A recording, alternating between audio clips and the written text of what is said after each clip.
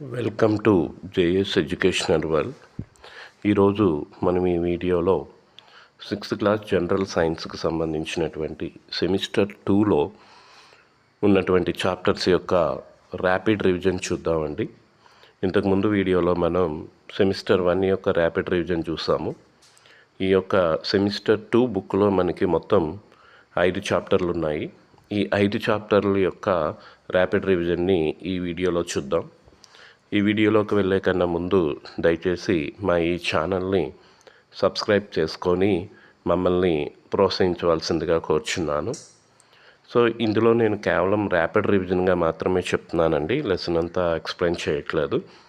Only ఏదైతే important points ఉన్నాయో అవి మాత్రమే మీకు చెప్పడం జరుగుతుంది. ఆల్రెడీ ప్రతి ఒక్కరు కూడా చదివే ఉంటారు. జస్ట్ నేను ఒకసారి ఇందులో ఉన్న ఇంపార్టెంట్ పాయింట్స్ అన్నిటినీ కూడా మీకు గుర్తు చేయడానికి మాత్రమే ప్రయత్నిస్తున్నాను. సో కాబట్టి ఒకసారి మా వీడియోని కానీ మీరు విన్నట్లయితే ఖచ్చితంగా మీరు ఎగ్జామ్లో జరిగేటువంటి ప్రతి బిట్ని కూడా మీరు ఆన్సర్ చేయగలరు. సో ఇప్పుడు మనం కానీ 6th క్లాస్ సెమిస్టర్ 2లో కానీ చూసినట్లయితే మనకు మొత్తం 5 చాప్టర్లు ఉన్నాయండి. 5 చాప్టర్లు కూడా మీకు నేను ఇప్పుడు స్క్రీన్ మీద చూపిస్తున్నాను. చలనము, కాంతి, విద్యుత్ మరియు అయస్కాంతంతో సరదాలు, లాస్ట్ చాప్టర్ మన చుట్టూ ఉన్న గాలి. ఇందులో కానీ మనం 7వ చాప్టర్ కానీ చూసినట్లయితే చలనం మరియు దూరాల కొలతలు అనేటువంటి ఒక చాప్టర్ ఉందండి. ఇందులోంచి కూడా మనకి ఇంతకుముందు జరిగినటువంటి 2024 ఫిబ్రవరిలో జరిగినటువంటి ఏపీ టెట్ ఎగ్జామ్లో ఒక క్వశ్చన్ రావడం జరిగింది. అన్నీ కూడా జనరల్గా మనం ఆన్సర్ చేయొచ్చు, పెద్ద కష్టమైనది అయితే ఏమీ కాదు చాప్టరు. ఇందులో కానీ మనం గమనించినట్లయితే ఒకసారి దీని యొక్క చరిత్ర, చలనాలు కొలతల యొక్క చరిత్రను కానీ మనం గమనించినట్లయితే 1900 ప్రారంభ సంవత్సరాల్లో మనకి విమానాల యొక్క అభివృద్ధి జరిగిందండి. అదేవిధంగా 20వ శతాబ్దంలో ఎలక్ట్రికల్ రైలు, సూపర్సోనిక్ విమానాలు, మోనో రైలు, అంతరిక్ష నౌకలు అందుబాటులోకి వచ్చాయి. సో ఇక్కడ ఏంటి అంటే మనం ఈ రెండు నెంబర్స్ని గుర్తుపెట్టుకుంటే సరిపోతుందండి. ఒకటి 1900 సంవత్సరాల్లో విమానాల అభివృద్ధి, ఇంకొకటి ఏంటి అంటే 20వ శతాబ్దంలో మనకి ఎలక్ట్రికల్ రైలు, సూపర్సోనిక్ నౌకలు, అదేవిధంగా అంతరిక్ష నౌకలు, మోనో రైలు ఇవన్నీ కూడా మనకి అందుబాటులోకి వచ్చాయి అనేటువంటి ఆ రెండు నెంబర్స్ని కూడా మనం గుర్తుపెట్టుకుంటే సరిపోతుందండి. సో ఇప్పుడు కానీ మనం గమనించినట్లయితే అసలు కొలత అంటే ఏంటి? కొలత అంటే ఏంటి అంటే అండి, మనకి ఒక తెలియని పరిమాణాన్ని తెలిసిన పరిమాణంతో పోల్చడాన్ని మనం కొలత అంటాం. ఈ తెలిసినటువంటి స్థిర పరిమాణాన్ని మనం ఏమంటామంటే ప్రమాణం అని అంటాం. జనరల్గా ఏదైనా ఒక కొలతని మనం చెప్పాలి అంటే ఆ కొలతకి 2 భాగాలు ఉంటాయండి. అందులో ఒకటి సంఖ్య, మరొకటి ప్రమాణం. అంటే ఏ వస్తువునైనా లేకపోతే ఏ ద్రవ్యరాశినైనా దేన్నైనా కొలవాలి అంటే మనకి 2 అవసరం అవుతాయి. అందులో ఒకటి సంఖ్య, ఇంకొకటి పరిమాణము. ఎవరైనా ఉదాహరణకి మీ యొక్క ఎత్తు ఎంత అని అడిగారు అనుకోండి, మన ఎత్తుని ఎలా చెప్తాము? 6 అడుగులని కానీ 5 అడుగులు కానీ లేకపోతే మనం చెప్తూ ఉంటాం. ఇక్కడ 6 అడుగులు అని చెప్తున్నాము అంటే అందులో 6 అనేది ఒక సంఖ్య, అదేవిధంగా 7 అడుగులు అనేది ఏంటి అంటే ప్రమాణం అన్నమాట. సో కాబట్టి ఇక్కడ మనం గుర్తుపెట్టుకోవాల్సిన విషయం ఏంటి అంటే ఏ భౌతిక రాశిని చెప్పాలి అన్న సంఖ్య మరియు ప్రమాణం అనేది చాలా ఇంపార్టెంట్ అండి. ఆ రెండు గుర్తుపెట్టుకోవాలి. అదేవిధంగా ఇంకా మనం చరిత్రను ఒకసారి చూస్తే సింధు లోయ వాళ్ళు సరైనటువంటి కొలతలు ఉపయోగించారని చెప్పేసి మనకి చరిత్ర చెప్తుందండి. అదేవిధంగా ఏంటి అంటే ఈజిప్ట్ నాగరికత వాళ్ళు మోచేయితోని మనకి పొడవని కొలిసారని చెప్పేసి మనకి చరిత్ర మనకి చెప్తుంది. అంటే ఇక్కడ సింధు లోయ మరియు ఈజిప్టు ఈ రెండింటిని కూడా మనం గుర్తుపెట్టుకోవాలి పొడవుకి సంబంధించినంత వరకు.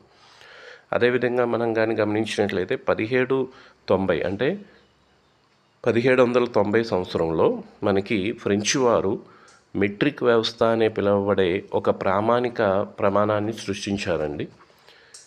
1790 సంవత్సరం. కొంచెం ఈ సంవత్సరాన్ని మనం గుర్తుపెట్టుకోవాలి, ఎందుకంటే ఈ సంవత్సరంలో మనం ఫ్రెంచ్ వారు ఈ యొక్క మెట్రిక్ వ్యవస్థని సృష్టించారు. ఇందులో మనకి ఏంటి అంటే పొడవుకి ప్రమాణాలు ఇవ్వడం జరిగింది. ఈ పొడవుకి ప్రమాణాలు ఏంటి అంటే SI పద్ధతిలో పొడవు యొక్క ప్రమాణాలు మీటర్సు. ఈ మీటర్స్ని మనం ఇప్పటికీ వాడుతున్నాము. So 1 metre is equal to మన అందరికీ తెలిసినటువంటిదే, అది 100 సెంటీమీటర్.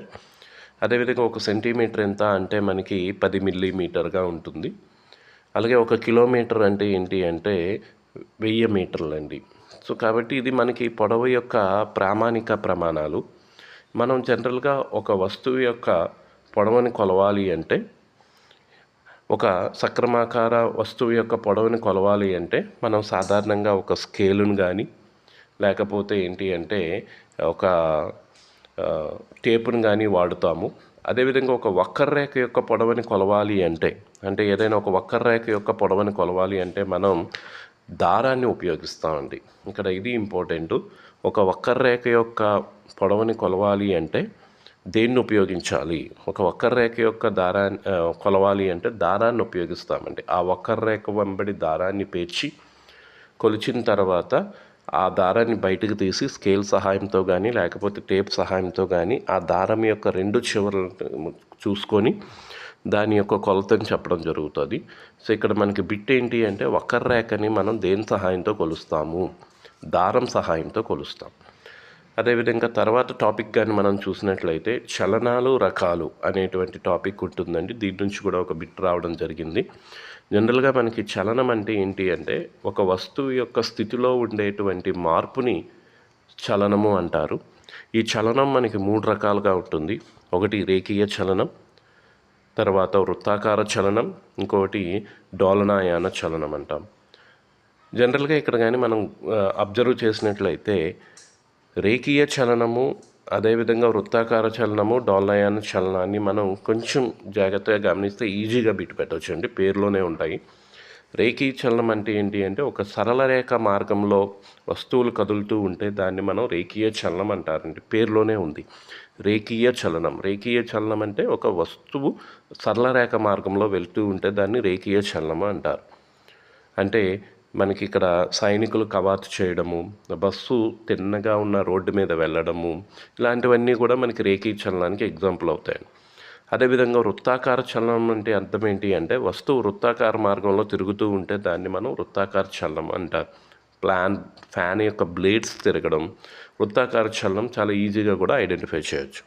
అదేవిధంగా మన తర్వాత కానీ చూస్తే ఏంటి అంటే అండి ఆవర్తన కాలం అంటాం. దీన్నే డోలనాయమాన కాలం అంటాము. ఇది ఏంటి అంటే ఏదైనా ఒక బిందువుని మనకి స్థిరంగా ఉంచుకొని దాని అటు ఇటుగా చలనాలు చేస్తూ ఉంటుందండి. దీన్ని మనం డోలనాయమాన చలనము అంటాము. దానికి ఎగ్జాంపుల్ కానీ మనం కానీ ఒకసారి గమనించినట్లయితే ఒక పిల్లవాడు ఊయలు ఊగుతూ ఉంటే ఆ ఊయల యొక్క చలనము డోలనాయన చలనం అవుతుంది. అదేవిధంగా మనకి ఒక గిటార్ యొక్క తీగని మనం మీటినట్లయితే అది డోలనాయమాన చలనం అవుతుంది. అదేవిధంగా గడియారం యొక్క లోలకము అది కూడా డోలనాయన చలనమే అవుతుంది. నెక్స్ట్ ఏంటి అంటే ఒక తబలాని మనం వాయించినట్లయితే దాని యొక్క పైన ఉన్నటువంటి మెంబ్రైన్ యొక్క కథలకి కూడా మనకి డోలనాయన చలనం అవుతుంది. అదేవిధంగా ఒక బెల్ కూడా మనకి ఏంటవుతుందంటే డోలనాయన చలనం అవుతుంది. అదేవిధంగా కుట్టు మిషన్ యొక్క సూది కూడా మనకి ఏంటవుతుందంటే అండి ఆ సూది యొక్క చలనం కూడా మనకి డోలనాయన చలనం అవుతుంది. సో ఇక్కడ మనకి ఏంటి అంటే అండి లాస్ట్ టైం అడిగిన బిట్ ఏంటి అంటే మనకి ఇది డైరెక్ట్గా ఈ పేజీలోంచే బిట్ మనకు వచ్చింది. ఆ బిట్ ఏంటంటే అండి మనకి బంతి యొక్క చలనం ఏంటి అని అడిగాడండి. సో బంతి యొక్క చలనం ఏంటి అని అడిగి ఆప్షన్స్ రేఖీయ చలనమా, డోలనాయన చలనమా, వృత్తాకార చలనమా, రేఖీయ డోలనాయన చలనమా అని అడిగాడు. సో జనరల్గా బంతి మనకు ఒకేసారి 2 చలనాలు చేస్తూ ఉంటుంది. ఒకటి ఏంటి అంటే అది తన చుట్టూ తాను తిరుగుతూ ముందుకు కదులుతూ ఉంటుంది. సో కాబట్టి ఇక్కడ మనకి బంతి అనేది ఏంటి అంటే ఒకేసారి రేఖీయ చలనానికి మరియు భ్రమణ చలనానికి వెళ్తూ ఉంటుందండి. భ్రమణ చలనం అంటే తన చుట్టూ తాను తిరుగుతూ ఉన్నదాన్ని భ్రమణ చలనం అని అంటాం. ఇది మీకు ఏంటి అంటే మొదటి చాప్టర్ యొక్క ఇంపార్టెంట్ బిట్స్ అండి, ఇంపార్టెంట్ పాయింట్స్. ఇప్పుడు నెక్స్ట్ చాప్టర్ కానీ మనం చూసినట్లయితే కాంతి కూడా మనకి ఇంపార్టెంట్ అండి. దీంట్లోంచి కూడా క్వశ్చన్స్ వస్తున్నాయి. జనరల్గా కాంతి నుంచి మనం మొట్టమొదటిగా నేర్చుకోవాల్సింది ఏంటి అంటే పారదర్శక పదార్థము, అపారదర్శక పదార్థము, పాక్షిక పారదర్శక పదార్థం అంటే ఏంటో తెలుసుకోవాలి. పారదర్శక పదార్థం అంటే ఏంటి అంటే ఏ వస్తువు అయితే తన ద్వారా కాంతిని పంపించుకుంటుందో దానిని పారదర్శక పదార్థం అని అంటారు. ఎగ్జాంపుల్ గాలి, నీరు, గాజు ఇవన్నీ కూడా తన ద్వారా కాంతిని పంపించుకుంటాయి. కాబట్టి దీన్ని మనం పారదర్శక పదార్థం అంటారు.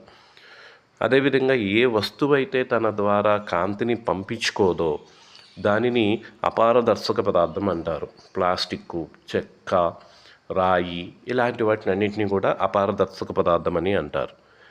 అదేవిధంగా పాక్షిక పారదర్శక పదార్థం అంటే ఏంటి అంటే లైట్ని తన ద్వారా కొంత మొత్తంలో మాత్రమే పంపించుకుంటే దానిని పాక్షిక పారదర్శక పదార్థం అని అంటారు. అంటే ఇక్కడ ఏం జరుగుతుంది అంటే లైట్ పూర్తిగా తన ద్వారా పంపించుకోదు, కొంత మాత్రమే పంపించుకుంటుంది. ఎగ్జాంపుల్ నూనె పూసిన కాగితము, అదేవిధంగా ఏంటి అంటే పాలిథీన్ కవరు ఇవన్నీ కూడా మనకి పాక్షిక పారదర్శక పదార్థాలు అవుతాయండి. సో ఇక్కడ మనకి వెరీ ఇంపార్టెంట్ ఏంటి అంటే అండి నీడలు ఎలా ఏర్పడతాయి. నీడలు ఎప్పుడు కూడా ఏంటి అంటే కాంతి అనేది ఒక అపారదర్శక పదార్థం మీద పడినప్పుడు కాంతి తన ద్వారా ప్రయాణించదు కాబట్టి అపారదర్శక పదార్థాలన్నీ కూడా మనకి నీడలు ఏర్పరుస్తాయండి. సో నీడల్లో మనం ఏం తెలుసుకుంటాము అంటే వస్తువు యొక్క ఆకారాన్ని మనం తెలుసుకోవచ్చు. నీడ ఎప్పుడు ఏర్పడుతుందంటే అపారదర్శకం పదార్థం మీద పడినప్పుడు నీడ ఏర్పడుతుంది. ఇక్కడ ఖచ్చితంగా బిట్ ఎక్స్పెక్ట్ చేసే ఏరియా ఏంటి అంటే అండి పిన్ హోల్ కెమెరా. కంపల్సరిగా దీని నుంచి బిట్ అయితే ఎక్స్పెక్ట్ చేయొచ్చు అండి. సో పిన్ హోల్ కెమెరా అనేది ఏంటి అంటే ఒక మనకి లైట్ అనేది సరళరేఖ మార్గంలో రుజు మార్గంలో ప్రయాణిస్తూ ఉంటుంది అనే దానికి మనం దీంట్లో చెప్పొచ్చు. అదేవిధంగా ఏంటి అంటే దీంట్లో ఇంపార్టెంట్ పాయింట్ ఏంటి అంటే పిన్ హోల్ కెమెరాలో మనకి ప్రతిబింబం అనేది ఏ విధంగా ఏర్పడుతుంది. సో ఈ యొక్క ప్రతిబింబం అనేది మనకి ఎప్పుడు కూడా మనకి ఎలా ఏర్పడుతుందంటే అండి తలక్రిందులుగా ఏర్పడుతుంది. ఎప్పుడు కూడా మనకి పిన్ హోల్ కెమెరాలో ప్రతిబింబం అనేది తలక్రిందులుగా ఏర్పడుతుందండి. ఈ ఒక్క పాయింట్ని మనం గుర్తుపెట్టుకోవాలి.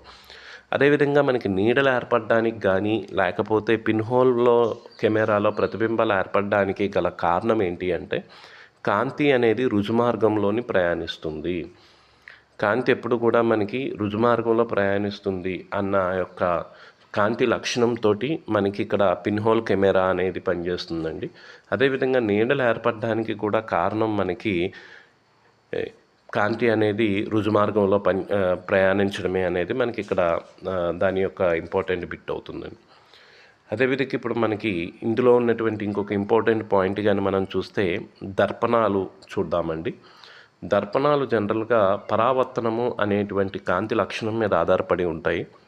పరావర్తనం అంటే ఏంటి అంటే ఏదైనా ఒక అపారదర్శక పదార్థం మీద కాంతి పడినప్పుడు ఆ కాంతి మళ్ళీ వెనక్కి రావడాన్ని పరావర్తనము అంటారు. అంటే ఎక్కడైతే కాంతి పడుతుందో అక్కడ నుంచి మళ్ళీ వెనక్కి వస్తే దాన్ని మనం పరావర్తనం అంటారు. జనరల్గా ఇక్కడ మనం ఈ యొక్క పరావర్తనాన్ని మనం గమనించినట్లయితే వెరీ ఇంపార్టెంట్ ఏంటి అంటే దర్పణాలండి. దర్పణాలు మనకి పరావర్తనం యొక్క నియమం మీద ఆధారపడే పనిచేస్తూ ఉంటాయి. ఈ యొక్క దర్పణాలు మనకి జనరల్గా మనకి ఎన్ని రకాలుగా ఉంటాయి అంటే 3 రకాలుగా ఉంటాయి. అంటే జనరల్గా అయితే మనం 2 రకాలనే చెప్తాం. ఒకటి సమతల దర్పణం, ఇంకోటి గోళాకార దర్పణం. కానీ మళ్ళీ గోళాకార దర్పణంలో మళ్ళీ 2 రకాలు ఉంటాయి. సో కాబట్టి ఇప్పుడు ఈ దర్పణాలని మనం ఒకసారి గమనిద్దామండి. దర్పణాల్లో మనకి మొట్టమొదటిగా ఉన్నది ఏంటి అంటే సమతల దర్పణం, ఇంకొకటి ఏంటి అంటే గోళాకార దర్పణం. ఈ యొక్క సమతల దర్పణాన్ని మనం గమనించినట్లయితే మనం ఇంట్లో వాడేటువంటి దర్పణం సమతల దర్పణం అండి. అలా కాకుండా బయట మనం పంటి డాక్టర్ వాడేది లేకపోతే ఏంటి అంటే డ్రైవర్ పక్కన వాడేవన్నీ కూడా గోళాకార దర్పణాలు. సమతల దర్పణంలో ప్రతిబింబం ఎప్పుడు కూడా సమానంగా ఉంటుంది. అది మనం తర్వాత క్లాసెస్లో చూస్తాము. అదేవిధంగా గోళాకార దర్పణంలో ప్రతిబింబం సైజు తగ్గడం పెరగడం జరుగుతూ ఉంటుందండి. ఇది మీకు ఈ యొక్క కాంతి యూనిట్లో 6th యూనిట్లో ఉన్నటువంటి ఇంపార్టెంట్ పాయింట్స్ అండి. ఇక్కడ కానీ మనం కాంతి నుంచి చూసినట్లయితే పిన్ హోల్ కెమెరా ఒకటి, అలాగే దర్పణాల యొక్క ప్రాథమిక సూత్రం ఒకటి ఇందులో ఉన్నటువంటి ఇంపార్టెంట్ పాయింట్స్ అండి. సో కాబట్టి ఒకసారి మనం ఈ యొక్క కాంతి లెసన్ని మళ్ళీ అలాగే 7th క్లాస్ 8th క్లాస్లో ఉన్నటువంటి లెసన్స్ని కంటిన్యూగా మనం చదువుకుంటే దీని యొక్క నెక్స్ట్ టాపిక్స్ కూడా అందులో మనకి రావడం జరుగుతుందండి. ఇప్పుడు కానీ మనం చూసినట్లయితే పెరిస్కోప్ అనేది ఒకటి ఉంటుంది. పెరిస్కోప్ అనేది ఏంటి అంటే పరావర్తన సూత్రం మీద ఆధారపడి ఉంటుంది. సైనికులు మనకి బయటికి కనిపించకుండా పైనున్న వ్యక్తిని చూడడానికి ఉపయోగపడేది ఏంటి అంటే పెరిస్కోపు. ఇది మనకి సబ్మెరైన్స్లోను మళ్ళీ అదేవిధంగా బయట ఉన్న బంకర్లోనే ఉపయోగిస్తారండి. ఇక్కడ మీకు పెరిస్కోప్ అనేది మనకి సమతల దర్పణాలతోనే తయారు చేస్తామండి. ఇక్కడ మనం కానీ నెక్స్ట్ చాప్టర్ కానీ గమనించినట్లయితే విద్యుత్తు మరియు విద్యుత్ వలయాలు. విద్యుత్ అనేది మనకి జనరల్గా విద్యుత్తు మరియు విద్యుత్ వలయాల్లో మనం ఇంపార్టెంట్ ఫస్ట్ పాయింట్ మనం చూసుకుంటే ఏంటంటే అండి విద్యుత్ ఘటం అనమాట. సో విద్యుత్ ఘటం అనేది ఏంటి అంటే రసాయనిక శక్తిని విద్యుత్ శక్తిగా మార్చేటువంటి వస్తువుని మనం విద్యుత్ ఘటము అంటారు. ప్రతి విద్యుత్ ఘటంలో కూడా మనకి రెండు ఉంటాయి, ఒకటి ప్లస్ ఇంకొకటి మైనస్. ప్లస్ అనేది మనకి ఎలా ఉంటుందంటే కొంచెం ఉబ్బెత్తుగా ఉంటుంది మనకి విద్యుత్ ఘటంలో. అదే మైనస్ ఉందనుకోండి అది కిందన మనకి ప్లెయిన్గా ఉంటుంది. ఇక్కడ కానీ మనం గమనించినట్లయితే ఎలక్ట్రిక్ బల్బ్ అని ఉందండి. బల్బ్ ఏం చేస్తుంది అంటే విద్యుత్ శక్తిని కాంతి శక్తిగా మారుస్తుంది. ఇందులో మనకి ఏంటి అంటే వెరీ ఇంపార్టెంట్, ఇందులో ఉండేటువంటి ఫిలమెంట్. బల్బులో ఒకప్పుడు మనం ఫిలమెంట్లు వాడేవాళ్ళమి. జనరల్గా ఫిలమెంట్ అనేది మనకి టంగ్స్టన్ అనేటువంటి ఒక మూలకంతో తయారు చేస్తాము. ఇప్పుడు ఇక్కడ మనం కానీ గమనించినట్లయితే ప్రస్తుత కాలంలో మనం ఫిలమెంట్ ఉన్న బల్బుల కన్నా సిఎఫ్ఎల్ అలాగే ఎల్ఈడి బల్బులను ఉపయోగిస్తున్నాము. ఇక్కడ మనకి ఈ విద్యుత్ బల్బు యొక్క కొనలకి మనం విద్యుత్ ఘటాన్ని కానీ కలిపినట్లయితే ఆ బల్బ్ అనేది వెలగడం జరుగుతుందండి.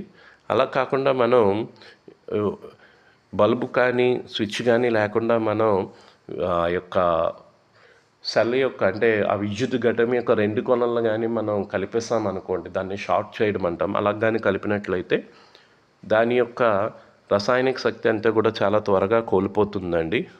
దానివల్ల అది త్వరగా పనిచేయడం ఆపేస్తుంది. కాబట్టి ఎప్పుడు కూడా విద్యుత్ ఘటాన్ని ఏదో ఒక విద్యుత్ పరికరానికి కలపాలి తప్ప మనం ఎప్పుడూ కూడా దాన్ని రెండింటిని కలిపేయకూడదు. అంటే ప్లస్ని మైనస్ని ఒకేసారి మనం ఒక వైర్తో ఆ రెండింటిని మనం ఎప్పుడు కూడా కలపకూడదండి. కలిపితే ఏమవుతుందంటే దాని యొక్క రసాయన శక్తి అంతా కూడా త్వరగా కోల్పోయి అది కంప్లీట్గా మనకి ఏమవుతుంది అంటే డెడ్ అయిపోతుందండి. ఇది మీకు ఏంటి అంటే విద్యుత్ ఘటం అండి. ఇప్పుడు దీన్నే మనం విద్యుత్ వలయం చూసుకుంటే విద్యుత్ వలయం అంటే ఏంటి అంటే ఒక బ్యాటరీ మరియు ఒక బల్బు ఒక స్విచ్ను ఉపయోగించి ఒక చిన్న విద్యుత్ వలయాన్ని మనం ఏర్పాటు చేయొచ్చు. విద్యుత్ వలయము అంటే ఏంటి అంటే పూర్తిగా విద్యుత్తుకు సంబంధించినటువంటి పరికరాలను ఉపయోగించి తయారు చేసేటువంటి ఒక చిన్న పరికరం అని అనుకోవచ్చు. దీంట్లో మనం ముఖ్యంగా వాడేవి ఏంటి అంటే ఒక బల్బు వాడతాము, ఒక స్విచ్ వాడతాము, ఒక బ్యాటరీ వాడతాము. బల్బు స్విచ్ బ్యాటరీ ఈ మూడింటి సహాయంతో విద్యుత్ వలయాన్ని ఏర్పరచవచ్చు. ఈ విద్యుత్ వలయాన్ని కానీ మనం గమనించినట్లయితే ఒక బ్యాటరీ నుంచి స్విచ్కి, స్విచ్ నుంచి బల్బుకి మరియు బల్బు నుంచి డైరెక్ట్గా నీకు బ్యాటరీకి కలిపినట్లయితే దాన్ని మనం విద్యుత్ వలయం అని అంటాము. ఇక్కడ కానీ మనం చూసినట్లయితే ఇక్కడ విద్యుత్ స్విచ్ అని ఉందండి. స్విచ్ మనకి ఎందుకు ఉపయోగిస్తామో అందరికీ తెలుసు. విద్యుత్ వలయంలో విద్యుత్తుని ప్రవహింప చేయడానికి అదేవిధంగా విద్యుత్తుని ఆపడానికి మనం ఉపయోగించే పరికరం ఏంటి అంటే విద్యుత్ స్విచ్. ఇది మన నిత్య జీవితంలో ఎప్పుడు వాడుతూ ఉంటాం. దీని యొక్క అప్లికేషన్ మనకి చాలా బాగా తెలిసినటువంటి విషయమే. ఈ స్విచ్ సహాయంతో మనం ఏం చేస్తాము అంటే మనం విద్యుత్తుని మనకి వలయంలో పంపించాలనుకునేటప్పుడు అదేవిధంగా వలయంలో విద్యుత్తుని ఆపాలనుకునేటప్పుడు ఉపయోగించే పరికరం ఏంటి అంటే మనకి దీని యొక్క విద్యుత్ స్విచ్ అండి. అదేవిధంగా బల్బు కూడా అంతే. బల్బు కూడా మనం ఏం చేస్తాము అంటే విద్యుత్ శక్తిని లైట్గా మార్చడానికి, కాంతి శక్తిగా మార్చడానికి మనం బల్బును ఉపయోగిస్తాము. ఇప్పుడు మీకు స్క్రీన్ మీద చూపిస్తుంది ఏంటి అంటే ఆ స్విచ్గా మనం ఒక పిన్నీస్ను ఉపయోగించి ఇచ్చినటువంటి ప్రయోగాన్ని ఇప్పుడు మీకు నేను స్క్రీన్ మీద చూపిస్తున్నాను. ఆ పిన్నీస్ని కలిపినట్లయితే బల్బు వెలుగుతూ ఉంటుంది. పిన్నీస్ని